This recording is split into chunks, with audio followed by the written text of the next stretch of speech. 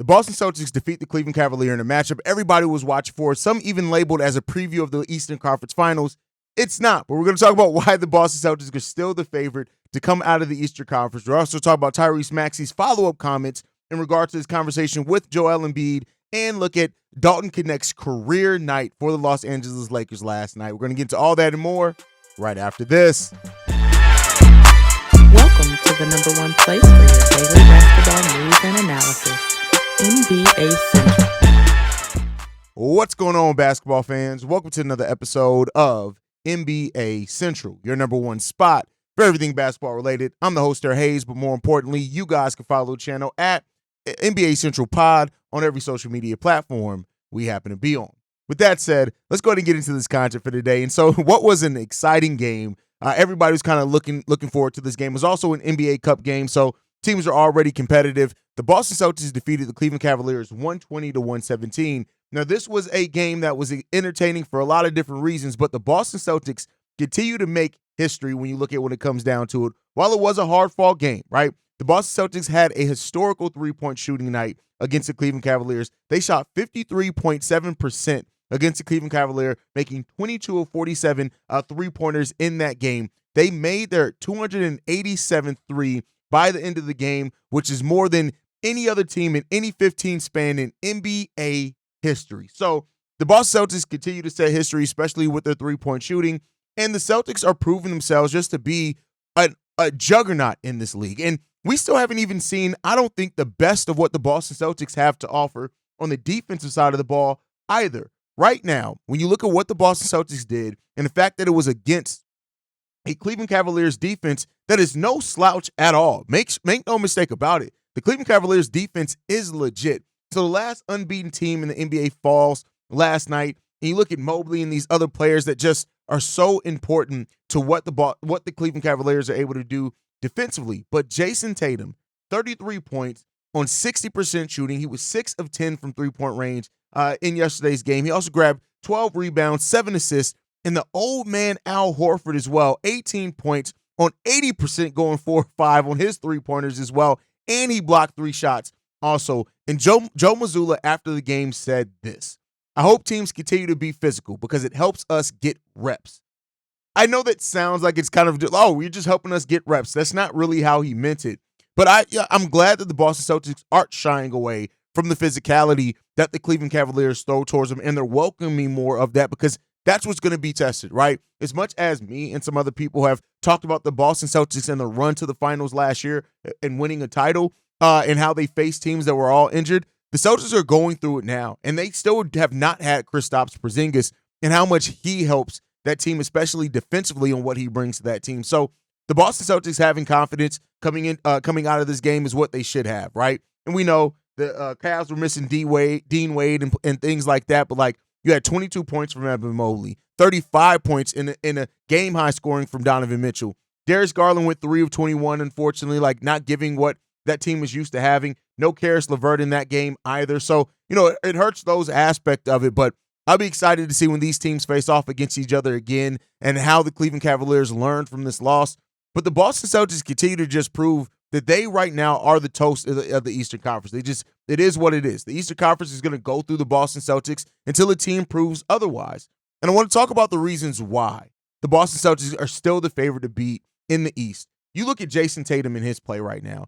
Tatum is playing at an MVP level, and this is probably the most refined version of Jayson Tatum that we've seen. Despite all the criticism thrown towards Jayson Tatum over the years and things like that, it's like he's come into this season and has now a different level of confidence and poise. He's third in the NBA in overall scoring at 29.5. That he's 8 rebounds per game, 7 assists per game as well. Like he's averaging a steal and a half per game. Also, Jayson Tatum is playing great basketball right now, shooting 46% overall from the field, 39% overall from 3. And more than anything, it just seems like Jayson Tatum just understands what now it takes to play championship level ball. And he's right now just playing all over the place. And we know that Jayson Tatum, while he's not like the purest scorer, some would say, but you look at how he's going through and cutting through defenses and things like that, and the leap that he's made playmaking wise as well. Jayson Tatum playing on this type of level, now if he's able to maintain this throughout a whole season and the playoffs, it's going to be really difficult to beat this Boston Celtics team. It just is. That's the level that Jayson Tatum is playing on right now. And I know Boston fans everywhere hope that it's going to continue, but he's not the only one. Let's talk about Derek White's play so far on the season for this Boston Celtics team. Like, he's another player that, he very well could and probably is going to be an all-star as well this year. You look at him averaging almost 19 points per game on 46% shooting from the field. He's a good number of assists. He's getting involved in everything. Like, the way that Derek White plays and what he affords the luxury of this Boston Celtics team and the depth that he adds there, especially while Kristaps is out, like, he's just playing amazingly well. And Derek White is one of those players that you have to look at through the first 15 games of the season. He's career high on points per game. He's career high on shooting from the field. Like, he's just playing things and doing things all around right now. And his defense at times on Donovan Mitchell last night was amazing to see. So you're seeing now Derek White also hit his stride and what he's able to bring to this team as well. And, he had 2 blocks as well when it came down to it. Also, like, Derek White is such a two-way player for this Boston Celtics team that they're able to rely on, right? And he's not only becoming just a good two-way player for this team, he's becoming one of the best two-way players in the game of basketball right now, right? And so, look at him right now at 6'4", what he's able to do, guarding taller players, things like that, and the way he's able to get buckets, step up defensively. That starting five is strengthened so much by what Derek White is able to help bring to this team.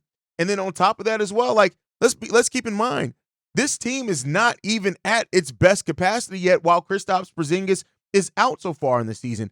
And he's probably going to come back more towards the end of December, I think is what's happening there. But once Kristaps Porzingis comes back and the Boston Celtics are truly at their full strength, it may take some time to acclimate to bringing Kristaps back as Kristaps acclimates to playing basketball back again and all those type of things. But at the end of the day, with him returning, as soon as December, and he's already practicing with their G League affiliate team, this Boston Celtics team, as scary as it is, could get better, right? That's what we're talking about, a Boston Celtics team that could realistically get better between now and the end of the season. And I tell you what, if that ends up being the case, I don't know how anybody can look over what the Boston Celtics are doing, what they can be this season. And, hey, let's see if it continues to grow and go in that way for the Boston Celtics. But right now, after this win over the Cleveland Cavaliers, yes, the Cavs are a force to be reckoned with. Make no mistake about it. I want to be clear in this. This is in no way trying to slight the Cleveland Cavaliers to talk positively about the Boston Celtics, but I just don't know how right now you can have any other team but the Boston Celtics as the favorite to come out the East. The Cavs, listen, this is a team to be reckoned with.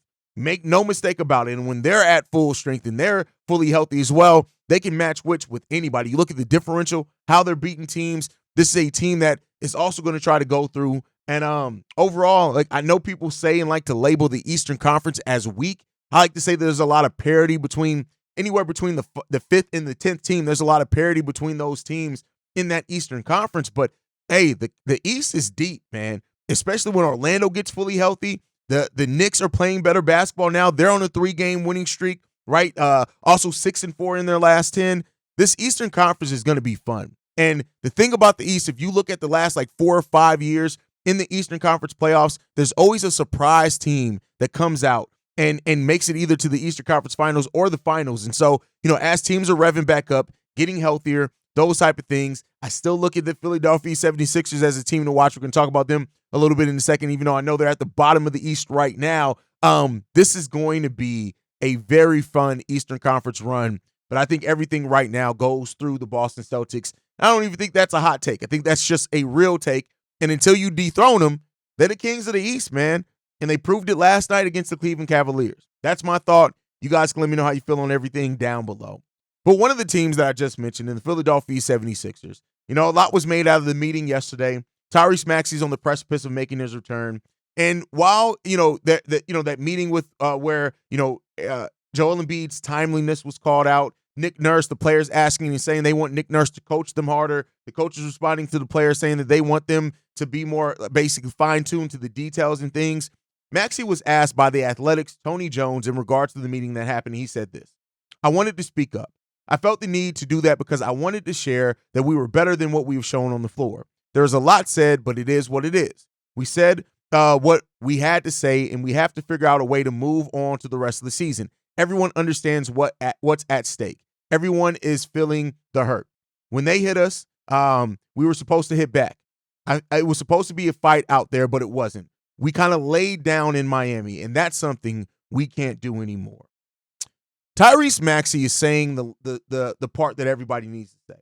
As somebody who is rising up in this team, the reigning most improved player of the year, somebody who is turning into a leader on this team, somebody needed to say what Tyrese Maxey said. And I'm glad for one, at least through the media that I've seen, that nobody damned Tyrese Maxey for what he had to say. Nobody said that Tyrese Maxey was speaking out of turn. And it seems like even Joel Embiid, in saying that he understands what's being said, nobody doubted or fought back on the fact that he was saying something that wasn't true. When you're a team that has expectations, you need somebody to stand up, and you need somebody to speak out, especially when your team is going left. And so at the end of the day, Maxey said what needed to be said, and that's what you want. You want your young players to be the one to speak up. Now, of course, you ideally want Joel Embiid to be the one to guide and lead this team, and that's why you lead to the coddling things and stuff like that.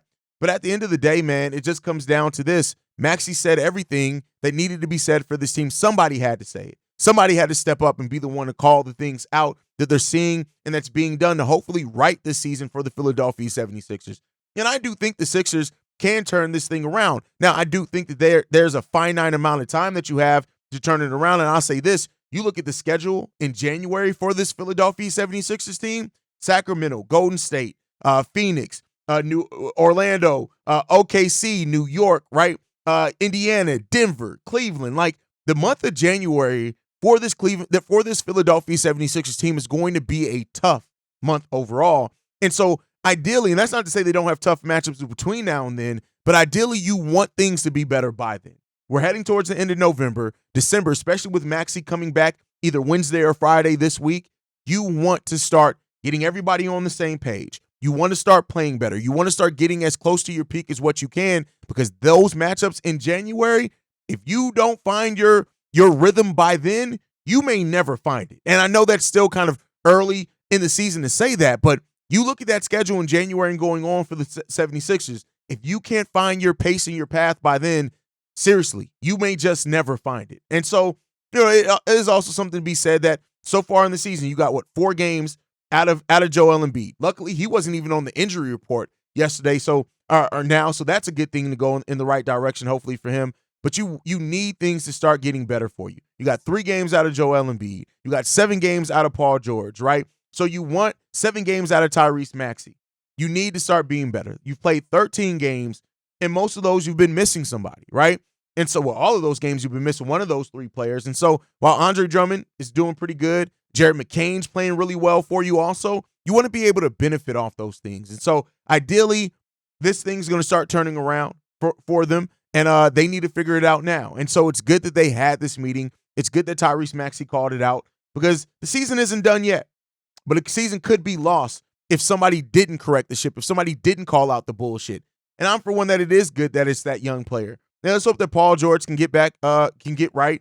Joel Embiid has been trash so far to start the season off, but we all know what Joel Embiid can do, right? They just got to get this thing together, and hopefully they can. And so with Joel Embiid not being listed on the injury report after missing so many games so far, after Tyrese Maxey setting to return this week, either tonight or Friday, let's hope that starts going right in the right direction for him. We got things that we can turn around. And so hopefully that happens. And the Philadelphia 76ers need to look at that and say how much of this can be corrected and how soon. So we'll see what happens with that one, man. Let's move on to some more positive news. Dalton Connect. Right, this is a guy who's really stepped up really well for this Los Angeles Lakers team, and this Lakers team that I've always given a lot of credit to this version of the team so far this season on how well JJ Redick has coached this team, and he's allowed players to really be themselves and blossom. He's found a role for guys, he's cut out roles for guys, and that's one of the important things, especially as a rookie coach, when you're able to not only build off a system but also create and play players to great roles. The Lakers right now are on a 6-game winning streak after the win against Utah last night. And they're playing some really good basketball, right? And they're finding their way as a team. And throughout that, you look at what Dalton Connect was able to do. Starting last night, 12 of 16, 9 of 12 from three-point range, 37 points for Dalton Connect. And he tied a rookie record with those 9 three-pointers as well. 5 rebounds in that time. And he at one steal, Dalton Connect is turning into a player that just he could be so important for a team that needs three-point shooting. He made all but 5 of the Lakers' three-pointers last night. And you look at the spacing that provides for Anthony Davis. You look at what that provides as well for LeBron James, who also had a double-double last night as well, right? And how that helps this Lakers team. Dalton Connect, a guy who that, maybe people said had a lower ceiling, right? Maybe, right? But had a very high floor. And for Dalton Connect at 23 years old to already be hitting the strides in this, and when you look at the game-by-games for Dalton Connect, before this game, this 37-point game, he had a 27-point game in a victory over the Pelicans, right? And so far this month, he's shooting the ball 50% from the field, 51% from three-point range, and JJ Redick continues to find a way to put players in the right position, and that to me is the signs in the making of a really damn good coach. And so as this continues to develop for this Lakers team, and Dalton Connect continues to find his rhythm and his groove, and JJ and these guys find better ways to use him, hey, listen, I tell you what, this is going to be you watch out for Dalton Connect, man. Watch out for the Lakers. Like, the Lakers are a team to watch out for. Now, I'm not saying right now that they're the big threat to come out the West or anything like that. Haven't seen enough to say that legitimately, in my opinion, right? But they are a team that you do have to look out for and understand that, hey, if this keeps working, especially with the level that Anthony Davis is playing at right now, which is definitely Defensive Player of the Year, maybe even an MVP level that he's playing, and LeBron James is able to play at the level he is, he's going to have some down games and things like that. But Dalton Connect can come in here and be a really good above-level role player for them as well. And overall, just the players on this team are playing and fitting into their roles, and that, again, is another testament to what and how the head coach and JJ Redick is coaching this team. He's found a way to find the right things for this team, even so much to the point that we heard a couple of days ago that they may not be looking to move on from D'Angelo Russell because of how well he's felt off the bench. Now, that is posturing. That's a ploy. I do think that they're trying to raise the trade value of him. He only had 8 points last night, but so much was done last night from the top heaviness. 37 points from Connect, 17 points from Haize, 26 points each from LeBron James, right? And so you don't need a lot of heavy lifting coming off the bench when your starters are playing and starting at that level, but you just look at what's happening here, man. The Lakers are on to something, 10-4 so far in the season, and when you really look at the hot start so far in the NBA, it seems like the Lakers, their hot start may be sustainable. We know that they had those 3 losses in a row, but since then they've been playing really good basketball. And you really can't take away from what the Lakers are doing right now, man. They started off the season with 3 straight wins, had 2 losses, a win, another 2 losses, and now they're winning. They've won 6 games in a row. And they have the Orlando Magic and the Denver Nuggets coming up this week, Thursday and Saturday. So to see how that finishes for them, it's going to be really fun, man. Really, really fun. But before we go, I want to talk about Chris Paul, man. And Chris Paul, a lot of people have been talking about Chris Paul playing for nothing. And Chris Paul felt the need to talk about those comments. And, old wily vets, there's something to be said about that. And Chris Paul said this. Yeah, I don't know what playing for nothing is about. He said, you know what I mean? Luckily, every year, regardless championship or not, every year teams I've been on have been competitive. So I wanted to come here and just bring that mindset, bring that attitude, and let these guys know that in order to win games, first and foremost, they have to believe. You look at what right now, right? The Spurs beat the Thunder.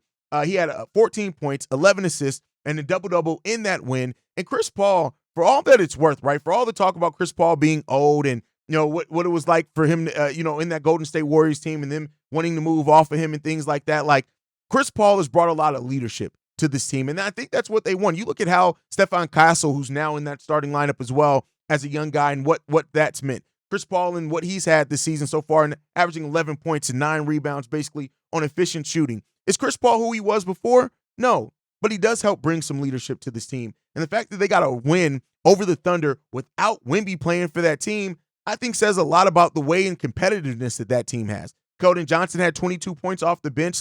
This was a big win. And you want Chris Paul to speak out on that. And that's why you bring in vets. At 39 years old, Chris Paul is still making an impact for this team. And he's going to help these young guys develop as well. And let's not make no mistake about it. Harrison Barnes, who had 20 points last night as well, while the stats for the season, the averages aren't necessarily the most amazing, he's also making an impact for this team and them learning what it takes to win basketball games. So, listen, the Spurs are a team that, I think a lot of people thought that Wemby was going to make this huge leap to start the season. Started off a little bit slow for them, but they're 7-8 on the season. They're 1 game below 500. And I tell you what, I don't know what the future holds for the Spurs as far as a playing appearance or berth or anything like that. But right now, they're only 2 games behind being in the play-in.